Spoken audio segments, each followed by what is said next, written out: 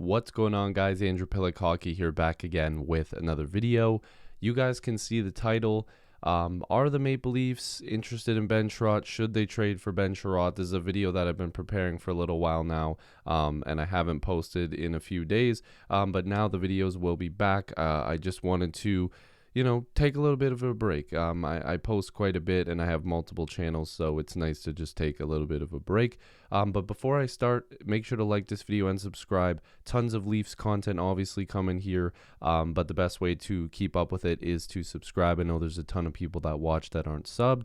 I'd greatly appreciate that. But Ben Chiarot. Now, before people make a quick judgment, because I know a lot of people watch like the first 10 seconds, they pause the video, they put their thoughts down below, and then they leave. Now, thank you for even clicking on the video and commenting, but there are some people that, there's a side of people that do leave a comment like that, and it's more of a discussion piece, and then there's other people that immediately assume my position on this, and they go crazy in the comments, which then sparks another conversation, and then people assume things.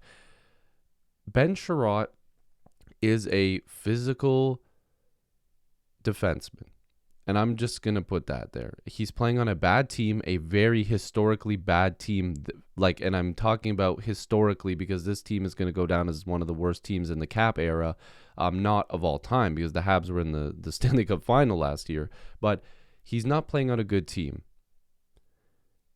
But Ben Chiarot was on the ice against the Toronto Maple Leafs quite a lot, obviously against them last year.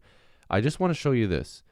The Leafs had 41 more shots in last year's playoffs than Montreal did whenever Chiarot was on the ice. So the Leafs were out-chancing and out-shooting the Montreal Canadiens by a large margin, because 41 shots is not good whenever he was on the ice. And I get it. The Leafs need physicality.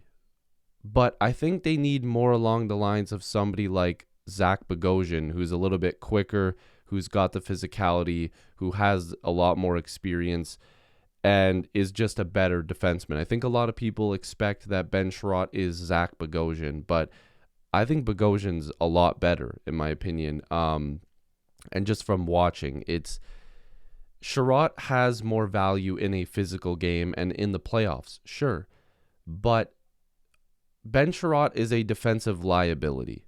He's not really a good first pairing type of guy getting those type of minutes like everybody's saying he should be in a shutdown pairing with Jake Muzzin. I even thought maybe at one point maybe it's worth the opportunity. But what I will say is if something like this ever happened and the Leafs trade for Ben Chiarot, they probably wouldn't be giving up a lot, and if they do, then it's a terrible trade, because I know people don't like fancy stats, so I'll just say this. Red means bad. He's not good.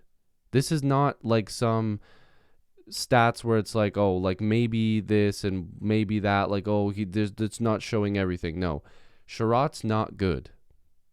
He's not a good defenseman. He's not playing well defensively, but like I said, I like to play a little bit of a devil's advocate here. He's on a bad team. He's probably playing too much. So if a team like the Leafs were to acquire him, I would wonder how much more effective he would play on just a penalty kill and a bottom pairing sheltered role where he goes out there just to be a little physical and to let people know, hey, like, I'm going to go out there and hit you if you go after one of our stars. But at that point, it's like, if you want the Leafs to get substantially better, you want them to be physical, you want them to still be a good hockey team, why not invest in a better version of Ben Chiarot? Which there are options out there, but why, if you're trying to move the needle and go over the top, would Ben Chiarot, like, why would that be your acquisition? Because teams are going to spend to probably acquire him, but why would he be the guy to move the needle? Because it's not showing here or last season in terms of shot attempts and obviously being outchanced.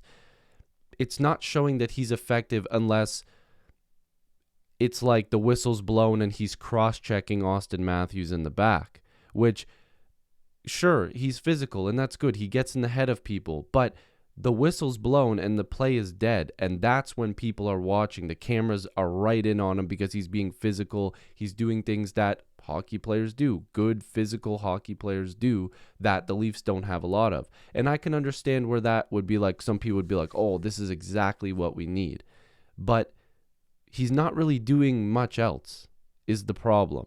So to be fair, if they did get him and he was playing a depth role, maybe killing some penalties, sheltered, sure, it might make some sense. But the cost of to acquire him would make me scratch my head, because you can use that cost and package it with something else to get something better. So if we're looking at hits, because this is what a lot of people are fascinated by with Chiarot, he's third on the Habs right now. He's more than likely going to pass Savard because he's out for like 8 weeks, I think. But 41 games played, he has 93 hits, 72 block shots. So some pretty good numbers there. That would rank him first on the Leafs for sure in terms of hits. Some of these players have played, less games and stuff like that, but it would definitely, put him up there as the physical guy on the team, which is definitely not a bad thing. But then we get into this. Ben Chiarot costs $3.5 million. Now, I'm sure people are like, oh, but you've said it before, half retention, get another team involved. This is what I'm talking about when it comes to acquisition cost. Are you comfortable acquiring Ben Chiarot, who at $3.5 million, the Leafs would definitely have to make Montreal eat half of his cap hit, and then possibly ask another team to come in to eat some of that cap as well? So sure, that could happen, but it's acquisition cost. You could go out and get a better defenseman who is going to cost you to let other teams, take half that money, and then obviously the team you're trading with take some of that money. You're going to pay a hefty price. So if the Leafs are asking for that half retention, Montreal's going to want more. Okay, we need more. If we're going to be helping you out, we need something else. And then even at that point, the Leafs are still probably going to have to look at another team to come in and help out a little bit, and that's another draft pick or another prospect that you're going to have to shuffle off to another team. So acquisition costs, that $3.5 million, definitely comes into play when you're looking at him. So if we're looking at some stats here, he's not going to give you a bunch of points. In the playoffs, he's not going to give you a bunch either. It's just his thing to be a physical, whatever you want to call him, type of defenseman. Because again, I will remind you, his defensive numbers are not good. And guys, this is not just something that I'm trying to say as a Leaf fan and try to be nasty about it. Do me a favor, go on Twitter. Actually, you know what? Let's just do this together, okay? I typed in Leafs Chiarot, okay? I'm going to click enter on Twitter. My tweet comes up first because this is my account. But this is a Habs fan saying, let's bring back Bergevin to trade Chiarot to the Leafs. He got a second for Plekanec. So and he put laughing my ass off, because even Habs fans know that this is probably not going to be a good deal for a team acquiring him. He's not very good. Another Habs fan here. I really want Chiarot to be traded to the Leafs for a stupid amount, just for Leafs Twitter to have another meltdown. Like, these are just like Habs fans tweeting about the fact that this would be probably not the best move for the Leafs or any team trying to acquire him. And like I said at the beginning, people are going to have their opinions. Physicality definitely helps, and in the playoffs, it definitely helps. But what's the acquisition cost? Why are we going to play him in situations where we need better defensive, reliable guys? It's one thing to just say, oh, this is the guy. But you have to kind of look into the player, do some research before jumping the gun. There was a ton of people that were very upset with the Bogosian signing when he initially signed with the Leafs. I was scratching my head a little bit, but before I said anything, I'm like, let me look into this. And when you really look into it, it's like, okay, the Leafs got a depth guy. He's a veteran type of guy. Let's see how he works. He got sheltered. He was not being paid a lot. The Leafs obviously didn't have to acquire him because they just signed him, and it worked out.